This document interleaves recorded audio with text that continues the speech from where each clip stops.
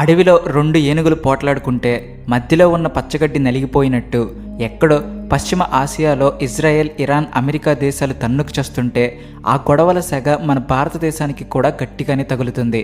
మొన్నటిదాకా అంతా కూల్గా ఉంది అనుకుంటే ఇప్పుడు ఈ మూడు దేశాల మధ్య జరుగుతున్న వారు చూస్తుంటే మళ్ళీ వరల్డ్ వార్ వచ్చేస్తుందా అన్నంత టెన్షన్ పట్టుకుంది అందరికీ. ఈ వారు వాతావరణం చూసి మనవాళ్ళు కూడా కొన్ని తిమ్మ తిరిగే డిసిషన్స్ తీసుకుంటున్నారు. అవేంటంటే రష్యా నుంచి ఇంకాస్త అడ్వాన్స్డ్ డిఫెన్స్ సిస్టమ్స్ కొనుగోలు చేయడం, అలాగే రాజస్థాన్ బోర్డర్లో ఏకంగా మన అగ్ని మిసైల్స్ను రెడీగా మోహరించడం. ఇక్కడ అసలు ట్విస్ట్ ఏంటంటే ఈ మిసైల్స్ గురిపెట్టింది మన పక్కనే ఎప్పుడూ గొడవ పడే పాకిస్తాన్ వైపు కాదు, ఎక్కడో ఉన్న ఇరాన్ వైపు. అసలు ఈ కథ ఏంటి? మొన్న జరిగిన సిసిఎస్ మీటింగ్ తర్వాత మన ప్రధాని మోడీ గారు ఏం వెల్లడించారు అన్నది ఇప్పుడు ఫుల్ డీటెయిల్డ్గా మాట్లాడుకుందాం. అంతకంటే ముందు ఒక చిన్న మాట. గత ఎన్నో ఏళ్లుగా మన ఛానల్లో డిఫెన్స్, ఫారిన్ పాలసీల గురించి ఎలాంటి ఫేక్ ప్రచారం లేకుండా పక్కా జెన్యూన్ మ్యాటర్ మీ ముందుకు తీసుకొస్తున్నాం. మీరు కనుక ఈ ఇరాన్ ఇజ్రాయెల్ వార్ న్యూస్ వెతుక్కుంటూ మా ఛానల్కి ఫస్ట్ టైం వచ్చి ఉంటే ముందుగా కింద ఉన్న సబ్స్క్రైబ్ బటన్ నొక్కేసి ఆ బెల్ ఐకాన్ కూడా గట్టిగా కొట్టండి. మన డైలీ వీడియోలు ఎప్పుడు మీకే ఫస్ట్ వస్తాయి. కామెంట్ సెక్షన్లో మీకు తెలిసిన డిఫెన్స్ వెపన్ పేరు ఒకటి రాయండి. ఇక మెయిన్ మ్యాటర్లోకి వెళ్ళిపోదాం. ఇప్పుడు గల్ఫ్ ఏరియాల సిచ్యువేషన్ చూస్తుంటే రోజు రోజుకు హీట్ పెరిగిపోతుంది. ఇరాన్కి చెందిన మిసైల్ బేస్లు, న్యూక్లియర్ ఫెసిలిటీస్, నేవీ ఆస్తుల మీద ఎప్పుడైనా గట్టిగా ఎయిర్ స్ట్రైక్ జరగవచ్చు అన్న టెన్షన్ కంటిన్యూ అవుతూనే ఉంది. నిన్న రాత్రి అమెరికా, ఇజ్రాయెల్ కలిసి ఇరాన్ లోపల గట్టిగానే డ్యామేజ్ చేశాయి. ఆకాశం నుంచి బాంబుల వర్షం కురిపించాయి అనొచ్చు. కానీ ఇరాన్ చూస్తుంటే డైరెక్ట్గా ఒక పెద్ద యుద్ధంలోకి దిగే ఇంట్రెస్ట్ ఉన్నట్టు లేదు. వాళ్ళ బిహేవియర్ చూస్తుంటే వేరే స్ట్రాటజీలు ప్లే చేస్తున్నట్టు క్లియర్గా అర్థమవుతుంది. పిల్లి కళ్ళు మూసుకుని పాలు తాగుతూ నన్నెవరూ చూడట్లేదు అనుకున్నట్టు వాళ్ళు డైరెక్ట్గా ఫైట్ చేయకుండా తమ మిత్ర దేశాల ద్వారా అటాక్ చేయించడం, హార్మోస్ దారిని బ్లాక్ చేయడం, డ్రోన్లతో గల్ఫ్ దేశాల మీద ప్రెషర్ తేవడం లాంటివి చేస్తున్నారు. ఆల్రెడీ ఇరాన్ హార్మోస్ దారిని మూసేసింది కూడా. అసలే ప్రపంచమంతా ఆయిల్ కోసం గల్ఫ్ దేశాల మీదే డిపెండ్ అవుతుంది. ఇలా దారి మూసేస్తే గ్లోబల్ ఆయిల్ సప్లైకి పెద్ద బ్రేక్ పడుతుంది. దీనివల్ల మన దగ్గర కూడా పెట్రోల్, డీజిల్ రేట్లు ఎక్కడికో వెళ్ళిపోయే ఛాన్స్ ఉంది. కానీ ఇక్కడ ఇరాన్ నుంచి వస్తున్న షాకింగ్ న్యూస్ ఏంటంటే అది ఇంకా టర్కీ మీద కానీ పాకిస్తాన్ మీద కానీ డైరెక్ట్గా అటాక్ చేయలేదు. పాకిస్తాన్లో ఇరాన్కు సపోర్ట్ చేస్తూ నిరసనలు జరుగుతున్నాయి.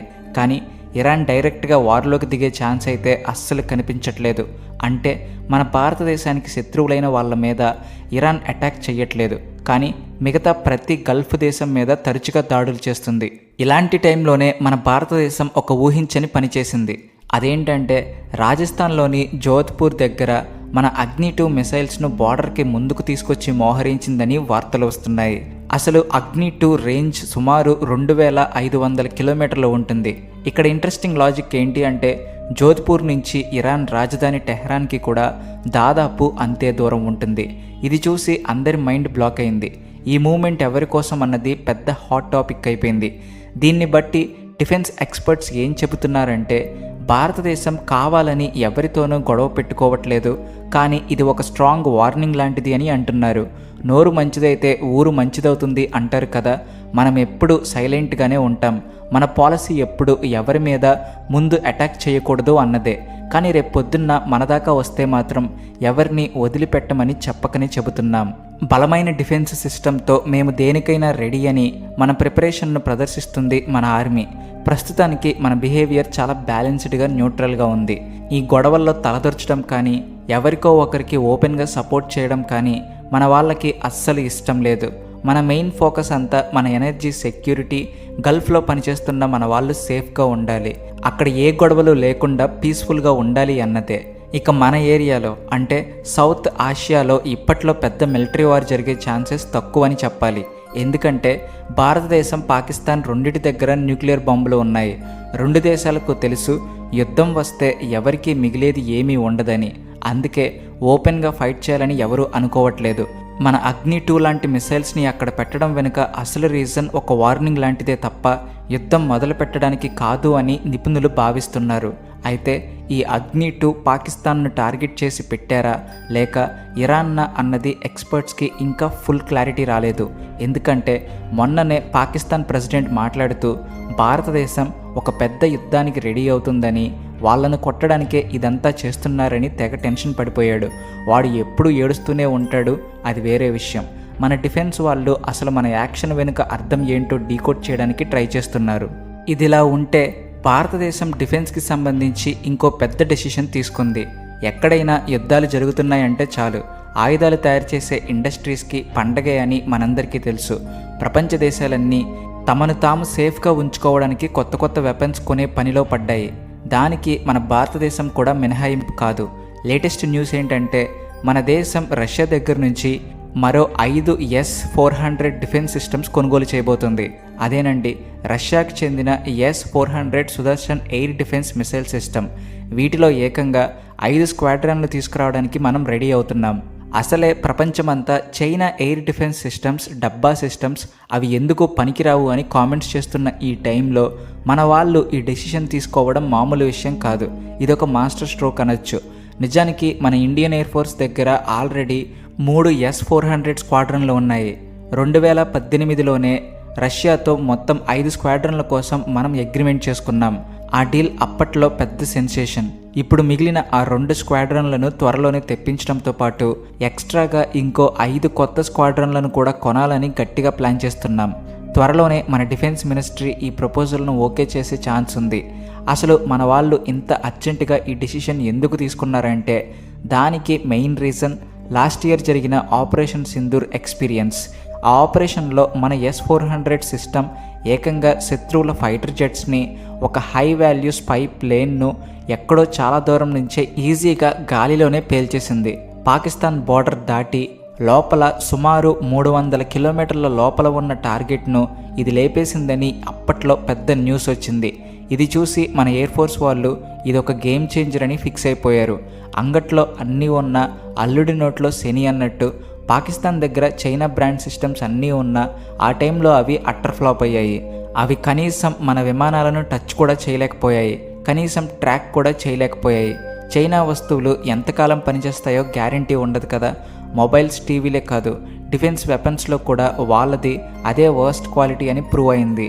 అందుకే మన భారతదేశం తన ఎయిర్ డిఫెన్స్ను ఇంకా స్ట్రాంగ్ చేసుకోవాలని డిసైడ్ అయింది.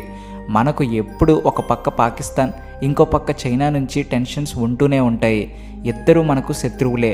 ఆ 2 సైడ్ల నుంచి వచ్చే ఛాలెంజెస్ని ఫేస్ చేయాలంటే ఇలాంటి సాలిడ్ సిస్టమ్స్ ఉండాల్సిందే. ఈ S-400 స్పెషాలిటీ ఏంటంటే ఇది ఒకేసారి చాలా టార్గెట్స్ని ట్రాక్ చేయగలదు. ఎటు నుంచి ఫైటర్ జెట్స్ వచ్చినా, డ్రోన్స్ వచ్చినా, క్రూయిస్ లేదా బ్యాలిస్టిక్ మిసైల్స్ వచ్చినా సరే వాటిని పసిగట్టి గాలిలోనే పేల్చే కెపాసిటీ దీనికి ఉంది. ఇప్పుడున్న గ్లోబల్ సిచ్యువేషన్ చూసుకుంటే మన సెక్యూరిటీ విషయంలో భారతదేశం ఏ చిన్న రిస్క్ తీసుకోదలుచుకోలేదు. పైగా ఈ సిస్టమ్ రేడార్లు చాలా పవర్ఫుల్. చిన్న పక్షి ఎగిరినా సరే మన రేడార్ స్క్రీన్ మీద కనిపించేస్తుంది. అయితే మన వాళ్ళు ఎప్పుడు పూర్తిగా పక్క దేశాల టెక్నాలజీ మీదే డిపెండ్ అవ్వాలని అనుకోవట్లేదు. అందుకే మన DRDO వాళ్ళు సొంతగా కుషా ప్రాజెక్ట్ అని ఒకటి స్టార్ట్ చేశారు. మన మేక్ ఇన్ ఇండియా కాన్సెప్ట్లో భాగంగా మనమే సొంతగా లాంగ్ రేంజ్ డిఫెన్స్ సిస్టమ్స్ తయారు చేసుకుంటున్నాం.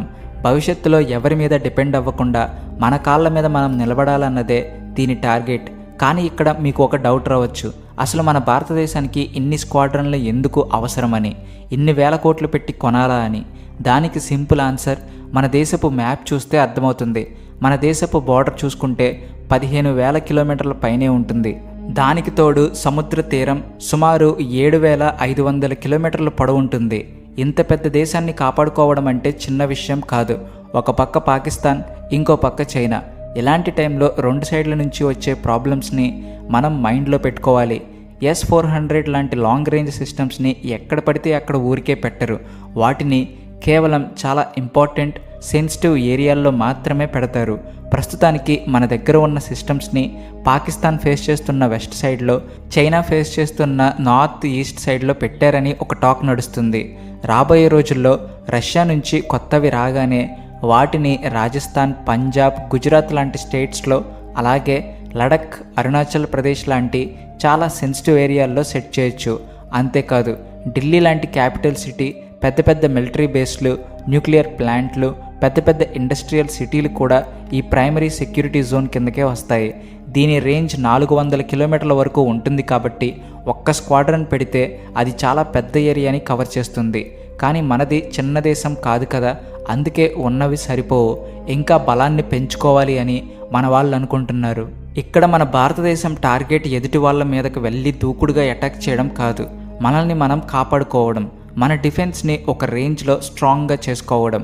మన మీదకు వచ్చే ఎలాంటి ఎయిర్ ముప్పునైనా సరే చాలా దూరం నుంచే అడ్డుకునే కెపాసిటీ భారత్కు ఉందని పక్క దేశాలకు తెలిసినప్పుడు ఆటోమేటిక్గా మన జోలికి రావడానికి, మనతో పెట్టుకోవడానికి భయపడతారు. దీనివల్ల ఫ్యూచర్లో వారు వచ్చే ఛాన్స్ చాలా వరకు తగ్గిపోతుంది. ఇక ఫ్యూచర్లో మనకంటూ సొంత సిస్టమ్స్ ఉండాలని మన ప్రాజెక్ట్ కుషా మీద కూడా మనం ఫుల్ ఫోకస్ పెట్టాం. ప్రస్తుతానికి భారతదేశం తన డిఫెన్స్కే టాప్ ప్రయారిటీ ఇస్తుంది. మన బడ్జెట్లో కూడా ఎక్కువ ఫండ్స్ దానికే ఇస్తున్నారు.